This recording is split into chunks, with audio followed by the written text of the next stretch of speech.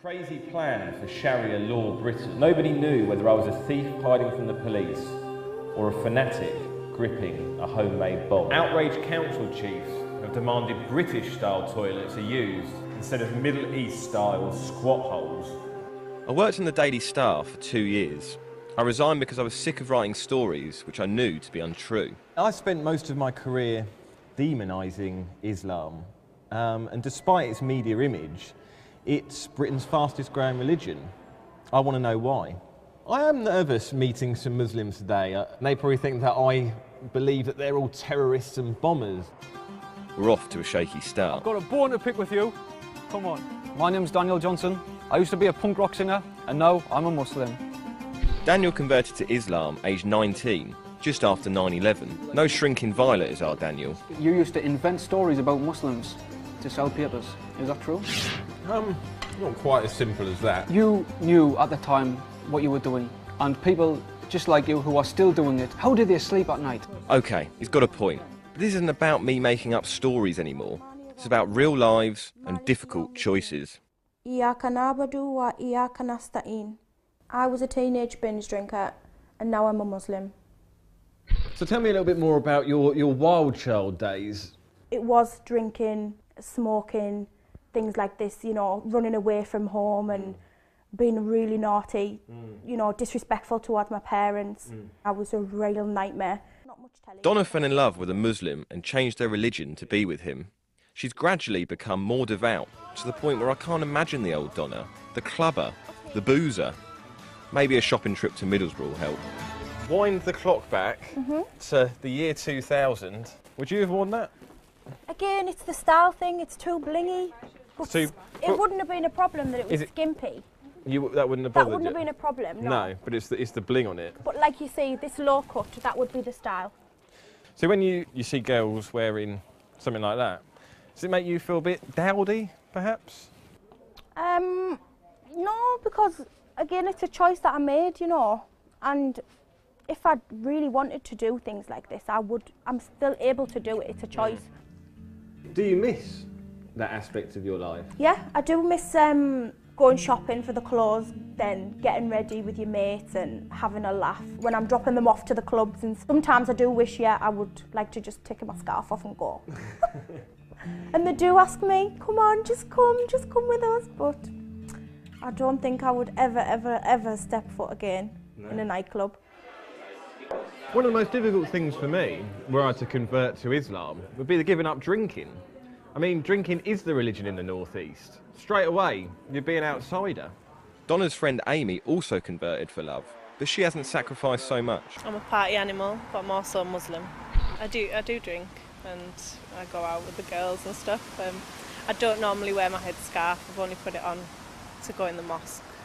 So do you find there quite a conflict? It's quite a tension between sort of trying to balance what you might call your British lifestyle and your Muslim lifestyle? Definitely, yeah.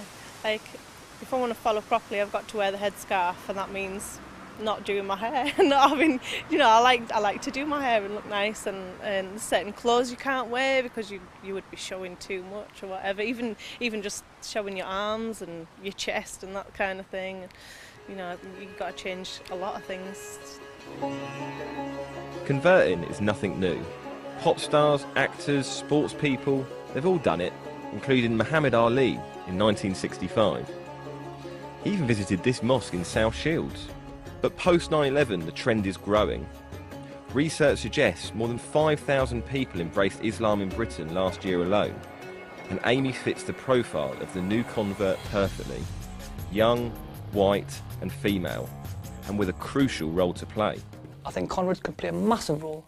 I think the fact that if converts tell other white people who are non-Muslim why they converted and give them the exact reason why they converted, then that could remove a lot of misconceptions about Islam. After our first meeting, Daniel's calmed down a bit. We hook up at one of his favourite teenage haunts. So this bench, a lot of youth spent on this bench? Yeah, wasted youth, Rich. We would sit there, we would smoke marijuana and drink cheap cider. We liked punk rock so much because it was so angry, and I was so full of anger. And I used to write like angry pseudo-political tripe. Can you remember any of the lyrics? Yes, we had a song called Give Dope and Eat of the Iraqis. I'm not even going to feign nostalgia. Those were some of the most miserable days of my life. Really? You know? Well, I mean, I just didn't know the purpose of life. It was only when I started finding out about Islam that things started to make sense. I came to Islam through Christianity. I mean, I always had this longing in me to connect with God. And you couldn't find that through Christianity? Well, I think I did to some extent, but I think the next step, the logical next step, was to become a Muslim. Because when I discovered Islam, after 9/11, because that made me want to find out more about Islam, I found that all the things I really valued and believed in as a Christian were there in Islam, and it also had more to offer as well. But what does Daniel's family make of it all? When you first converted, yeah, you could be quite annoying. There's a big part of me glad that I wasn't too close to you for a lot of it.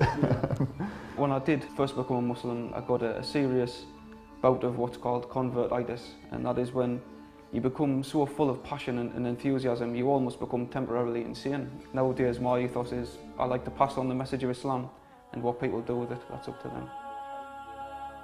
The Muslim community here is small. Only 1% of the northeast population follow Islam. Less than 750 Muslims live in the whole of Cumbria. In Middlesbrough, it's just 6,000. I am the only Muslim in my family. My mum's side's Catholic and my dad's side are Christian. I wouldn't say they've rejected me, but like you said, it's a massive shock to them. Now I feel bad because weddings, parties, funerals, christenings, things like this within the family, I don't now attend because the I'd say the borough way is to have the party at a pub, the local club, you know, and because I won't go in these places. Can't you go to the reception themselves? No, because it's in a pub. I don't think they would fall out with me over these things, but I can't imagine that they're happy about it, and maybe they don't understand. Amy married in this mosque 4 years ago, but hasn't been back since. I want to know why. I find it intimidating. I worry about going in there and doing something wrong, or people looking at me and like whispering and nudging each other because they see me and they see blonde hair and blue eyes and they think like I'm an intruder. I do feel like I'm intruding sometimes. Do you think that Middlesbrough is a difficult place to be a Muslim? It's difficult to be a Muslim who isn't Asian. If you're not of the same background culturally, they tend to leave you like you're an outsider, basically. A lot of new Muslims, they struggle because of lack of support.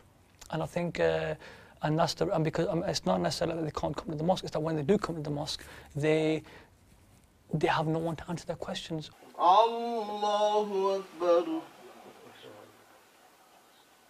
Sami Allahu liman hamida.